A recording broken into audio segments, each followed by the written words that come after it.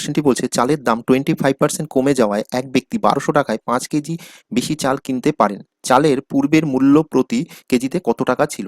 তাহলে বর্তমানে কত হচ্ছে, 1200 টাকায় 5 কেজি চাল বেশি কিনছে, কত, 25% কমে যাওয়ার জন্য। তাহলে 1200 টাকার 25% কত হচ্ছে, 1200 টাকার 25% হচ্ছে 25/100 করলে পরে এখানে 300 টাকা। তাহলে 300 টাকায় উনি কত কেজি চাল কিনছে? 5 কেজি চাল কিনতে পারছে। তাহলে 300 টাকায় 5 কেজি চাল কিনলে 1 কেজি চালের দাম কত?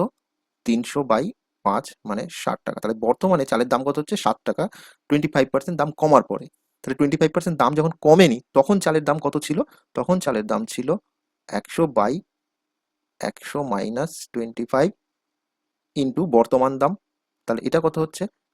100/75 ইন্টু 60। এখানে যদি 4 এই 4 আর এটা 3/25, 3×20 60, মানে 4×20 80। তাহলে আগের চালের দাম ছিল 80 টাকা। তাহলে অ্যান্সার কত হয়ে গেল? অ্যান্সার ডি, 80 টাকা। ভিডিওটি ভালো লাগলে লাইক করো, শেয়ার করো আর চ্যানেলটি অবশ্যই সাবস্ক্রাইব করো।